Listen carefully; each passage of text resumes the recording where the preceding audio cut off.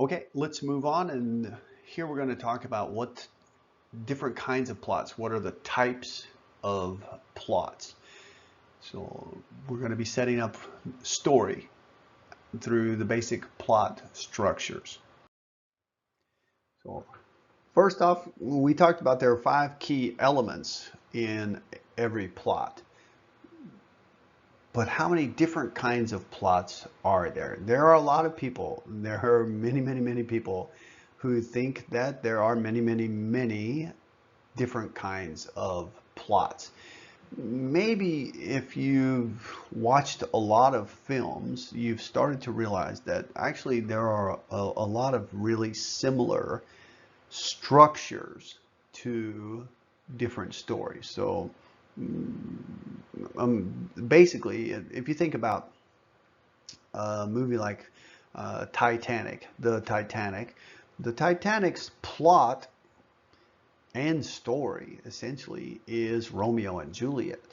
And if you put them side by side, you could compare, you could see how they progress in basically the same way. We get the introduction to the two groups and families, the two main characters of Jack and Rose, or Romeo and Juliet, and where the exposition happens. It's explained to us who they are, where they're from, why they can't be together, and then they meet, right? And then that starts things along the way, right? So there aren't really that many different plots. There could be as few as 3 different really basic core plots, and some people say 49 or 50, and some people even argue that there are more. But most people who really study film have agreed that there are 7 basic plots, and that the others are just variations or some combinations of those basic 7. So for us, 7 is a pretty good start. We don't want to be trying to learn 50, all right? So what are those plots? Here are the main kinds of plots. Overcoming the monster, rags to riches, the quest, voyage and return, comedy, tragedy, and rebirth. So let's take a quick look then at each one of these. So overcoming the monster, here where it doesn't have to be monster, but basically it's the protagonist is against something that's really strong and usually, but not always, evil, right? So we said before that the antagonist doesn't necessarily have to be the bad guy. If a story, a film is about a competition, oftentimes some of the better stories are where the antagonist, the one who's trying to defeat him, isn't bad, and then that makes us have this conflict of emotion, and that's also interesting. So it doesn't have to be evil.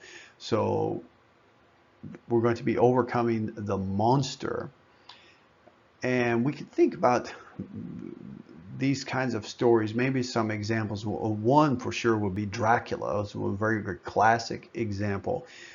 Where Dracula himself is actually the titular, he's the title, right, character, but he's not the protagonist. We're not rooting for Dracula, right?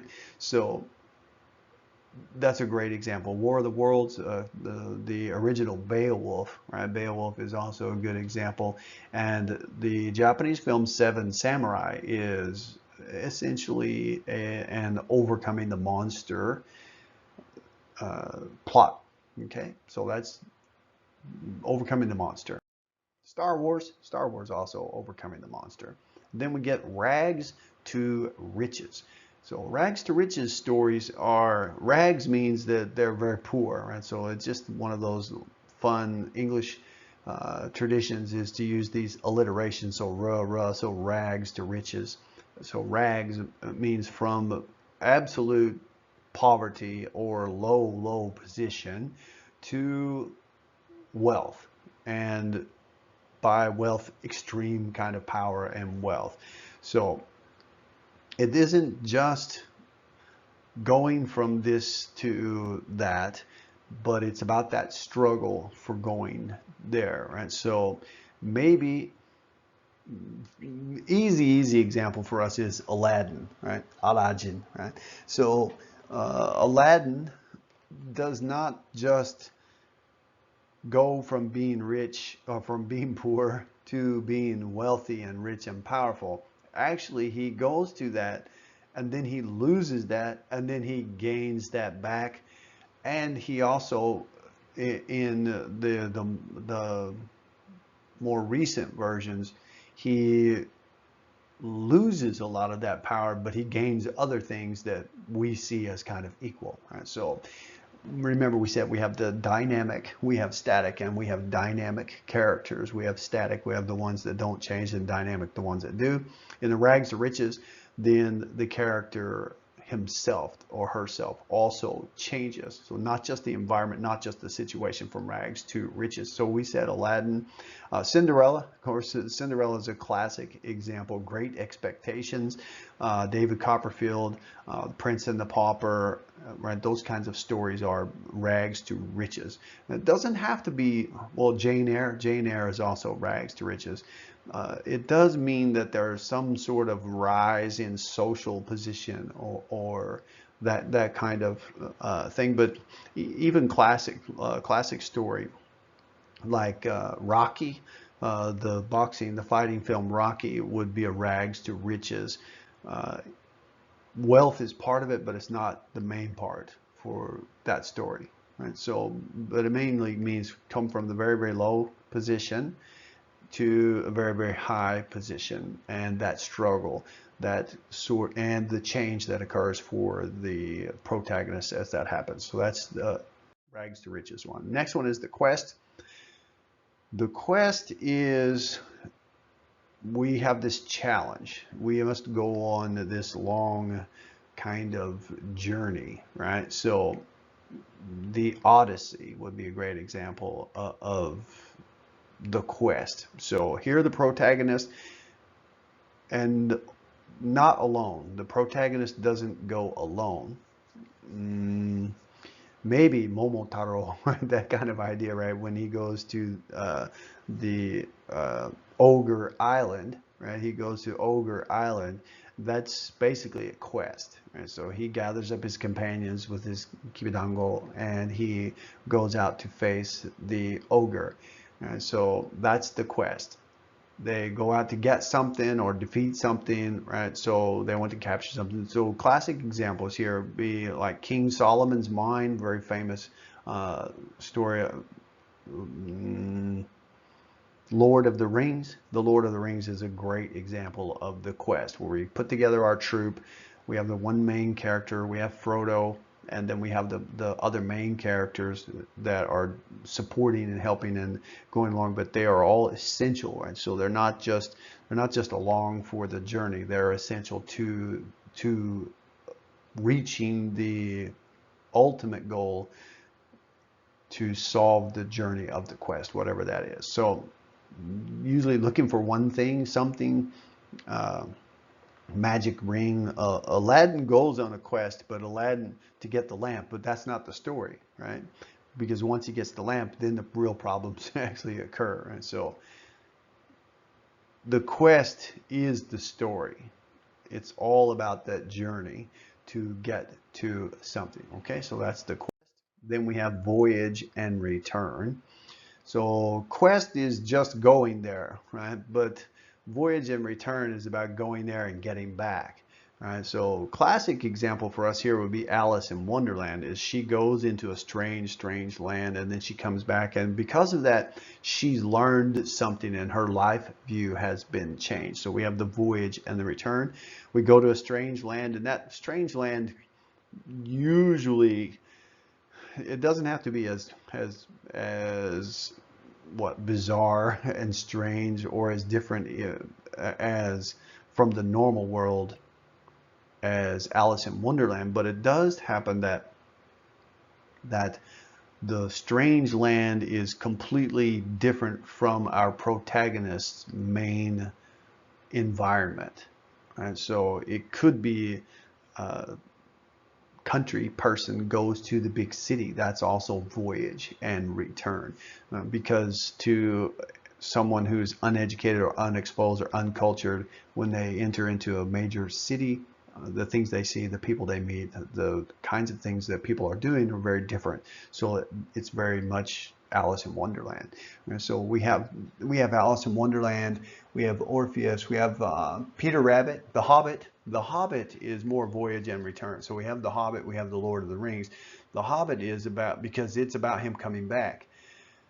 The Lord of the Rings is about the journey to destroy the ring, right? So those stories are similar and they take place in the same realm, in the same area, with the same kinds of characters. And actually Bilbo Baggins is actually in all of the stories, but the main characters, their purpose, their journeys are quite different, right? So voyage and return. We have Gone with the Wind. Actually, Lion King. The Lion King is a great example of voyage and return, because Simba goes out on his own, and he's out there with Pumbaa, right? Pumbaa, and what's the other one? I'm sorry, I'm drawing a blank, but Pumbaa and Simba, and then they return, and then he returns to be the king, right? So that's a great voyage and return story. Then we get comedy, and of course comedy is supposed to be funny, right? So it's not a serious kind of situation, right? It needs to be fairly light, and at least for the ending, right? So we could have some serious elements within it, but the end has to end up being light. So we could see that mostly romance films going to fall into this story, because no good romance is good without a few tears, right? But in the end, it needs to be light and humorous. So we could have, of course, a lot of Shakespeare's Midsummer Night's Dream, Much Ado About Nothing, Twelfth Night. Those kind of stories are basically comedies. But Bridget Jones's Diary, Sliding Doors, music and lyrics, more recent film, music and lyrics, should fit into this idea of comedy. Then we have tragedy. That's the sad one. That's the one where it can't just be. I'm always joking that Korean drama, Korean romance, even the love stories or romantic comedies, I'm always joking that Korean dramas always are the same. Boy meets girl, they fall in love, they break up, they get back together, he dies, right? So that's the idea, right? That's not just tragedy. That's just sad, okay? Tragedy is where the hero's big mistake causes him, mostly ends up to fail, right? So whatever his flaw is, or whatever his big mistake is, it causes him to end up in the end failing, right? So recently we saw Star is Born, the remake of A Star is Born is this kind of example. It's sad, of course. There are sad too. They must have those elements, but there is some success that's reached in that story by the main characters, but in the end, his alcoholism and his insecurities lead to his death. So we're still left feeling good about the good parts of the story and about the success, but in the end, we're left with the death of our hero. Right? So Romeo and Juliet don't fall into that category, right? But other, like Macbeth of Shakespeare, does fall into that. We could see, well, Romeo and Juliet's tragedy, because in the end, that's exactly what causes their failure, right? So their innocence and their foolishness and their lack of knowledge about love and life, that's their flaw, right? And that leads to them dying, their confusion about that. So Romeo and Juliet does fall into that category. Right, so then there's Madame Bovary. There's also The Picture of Dorian Gray. Those are very famous story, right? Film, The Picture of Dorian Gray, right? So Dorian cannot be killed and doesn't get old, right? It's not aging because there is this painting that's kind of saving his soul, right? So in a tragedy, we think that this could be a good thing, but we realize the sadness, the problem that that causes, right? The ability to continue to live on without aging, right, is not a positive thing, and in the end, it's the thing that causes the biggest problem and the failure for the protagonist, right? So the last one is Rebirth. And Rebirth is where the character changes and comes out better person, a better character or whatever in the end than they were from the beginning. So there are could be complete transformations, right? So it's not like the like Cinderella, like the rags to riches necessarily, because they're not being reborn. They're being their situation has been changed. Whereas like rags to riches, Aladdin doesn't change who he is, right? It doesn't change who he is, just changes his condition from being poor and living on the street to being wealthy and becoming the prince, right? So in Rebirth, then the character is going to change and hopefully is going to become a better individual because of that, right? So basically we have the Snow Queen. That's not too long ago movie. What else we have? Beauty and the Beast. Beauty and the Beast is completely rebirth because the Beast was a young handsome man, and then he becomes the Beast, and then he becomes again the handsome young man. So he's reborn in that way, and usually that happens. The rebirth happens because of that character's actions, not because somebody else did something, right? So in Beauty and the Beast, for example, Beast gets cursed. Because of the curse, he turns into the Beast. So he didn't make himself into the Beast, but he has to go through these things in order to come back to being a human, right? And all the things that being human means to us, right, as viewers of the film. Okay, so those are our basic the 7 different plot structures, right?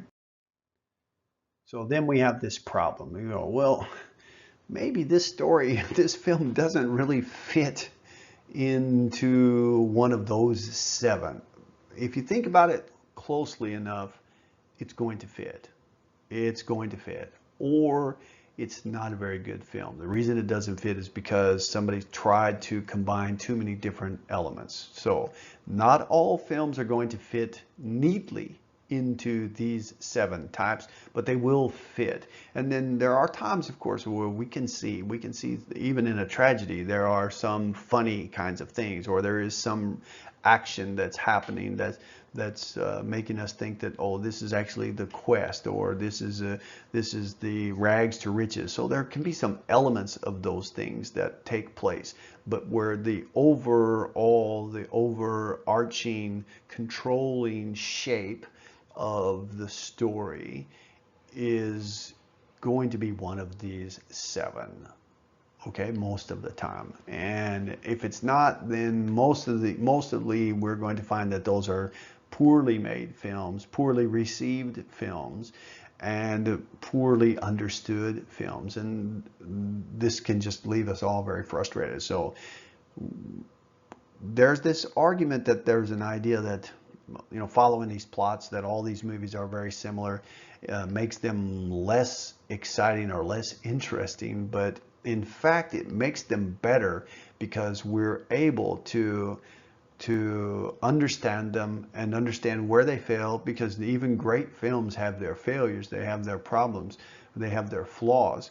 So we can understand them, and it gives us talking points and understanding points, right? So plot is a good thing. Knowing it helps us. And whenever you're watching a film, you'll find, even if it was at a subconscious level, but the more we talk about it, the more we understand it, you will find that you can get even greater enjoyment because you can see what should be happening. And when it does happen, then we have a greater appreciation for it. And whenever it doesn't happen, then we can understand why we're feeling that sense of that sense that something isn't what it should be, right? So those are the 7. When you watch your next film, try to figure out which one is the one that your film is. Is it one of these 7?